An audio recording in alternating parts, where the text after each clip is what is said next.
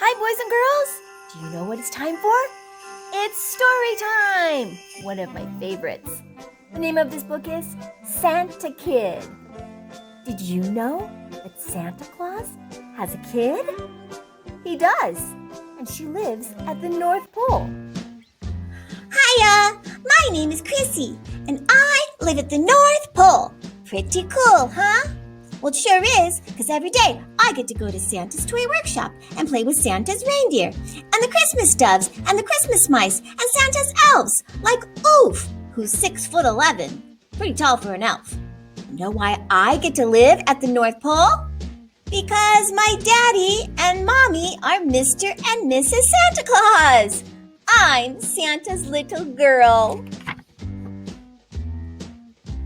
All those who want to live at the North Pole, holler, I want to live at the North Pole. If you come to the North Pole, you'd get some real surprises, like this. All year long, except at Christmas time, Santa has no beard. No jolly mounds of fat, not good for the heart. But at Christmas time, Santa grows a beard, and Mama Claus bleaches it white and puts stuffing in Santa's red suit. Other than that, Santa is like most other dads. He loves me more than anything in the world. Santa taught me lots of cool things, but there was a whole lot I didn't understand about Christmas. Like, how can Santa remember where every single kid lives to deliver the right presents? And how does he fit all of those presents on one sleigh? And how come the reindeer can fly on Christmas Eve night? Well, my dad, Santa Claus, would just smile and say, Chrissy, you have to believe. Believe in what? I asked, my eyes wide open. You have to believe in something bigger than yourself. I laughed. Everything's bigger than me, I said. That's it! Santa clapped. Now, never forget it. The job that Santa and Mama Claus gave me was to feed the reindeer, Donner, Blitzen, and gang, and to hang out with my best friend, Reimer. He's a reindeer who wears a funky top hat and was born on the same day as me. One morning, Reimer and I heard a roar in the skies. We looked up and we saw an airplane landing at Reindeer Field. The plane had writing all over it. It said, Xmas Express, Xmas Express. Must be somebody big in the business, said Reimer. Let's go see who it is in this. We didn't know it, but everything was about to change. The big boss of the Xmas Express Company was named Worry Ransom, and he was not nice. Definitely not nice. Well, that morning, Worry marched into Santa's office at the toy workshop like he owned it. We're here to buy the North Pole, he shouted, because Worry Ransom always shouted everything. Actually, we're here to buy Christmas. Santa couldn't believe it. Oh, Christmas isn't for sale, he said with a ho ho ho. And then Worry Ransom laughed too. A very loud, very mean laugh. You better believe this, he told Santa. Everything is for sale. Suddenly, the news was on every TV and the newspapers, even on Nickelodeon. North Pole bought by Xmas Express. Christmas to be called Xmas. Santa has a new boss. All of my friends at the North Pole were in a tizzy, but especially Santa, who just couldn't believe that Christmas had been bought. But trust me, I saw it with my own eyes. Everything at the North Pole seemed to change overnight. The Christmas doves wouldn't fly or sing.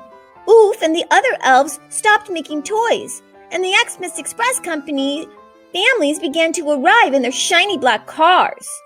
Xmas Express was at the North Pole to run everything, and everybody, and every thought, and all times of the day and night, 24/7. They like to say that, 24/7. Now, when I went to the toy workshop, everybody looked so glum and gloomy.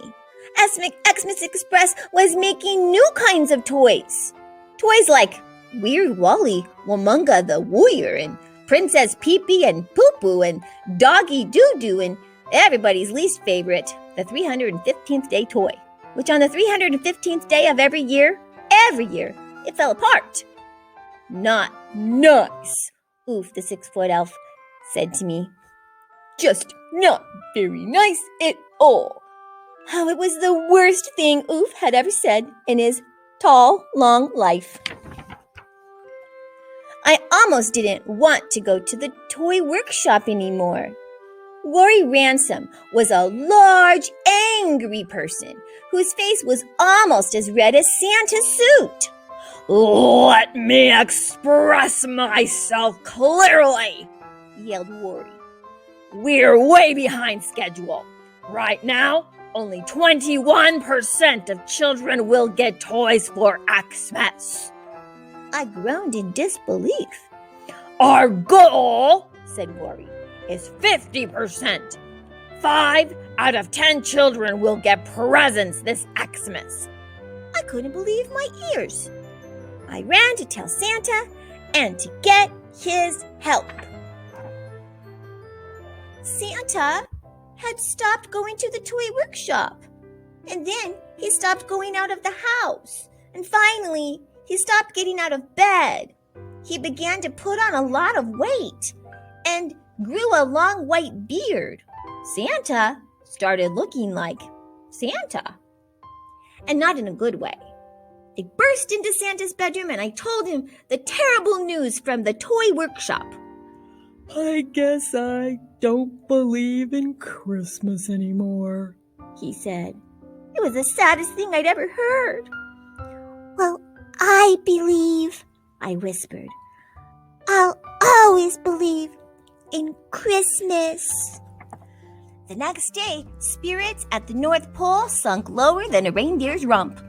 Xmas carols began to fill the air.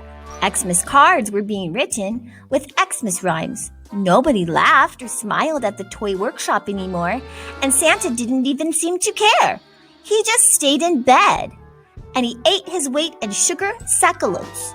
Meanwhile, the new Xmas Express trucks arrived, thousands of them, white as snow with bright red trim, to replace Santa's beautiful sleigh and the reindeer too.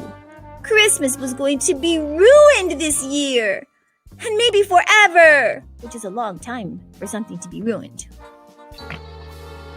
So, I decided to do something.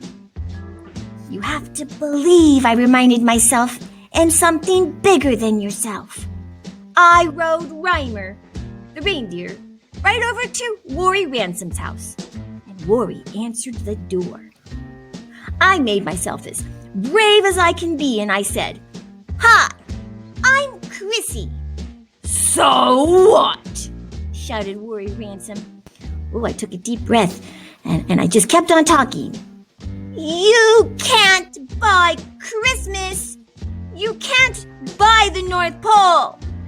Xmas Express is ruining everything that's good and beautiful." "You're wasting my time, and time is money," Rory shouted. And then he said the worst thing of all, the worst thing that any kid could ever hear. "Go away. A kid has nothing good to say." In a wink and a blink, it was Christmas Eve.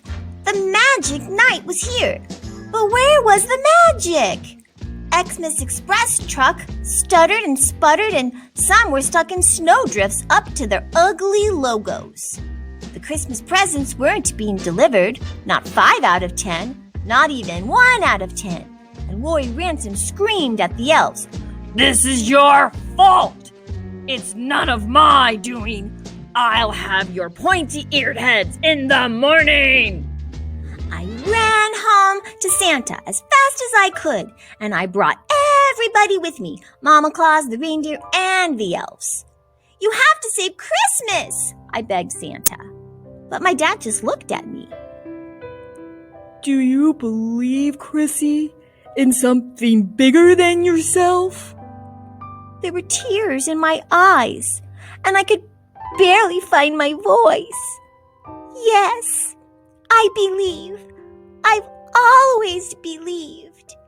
And then Santa smiled.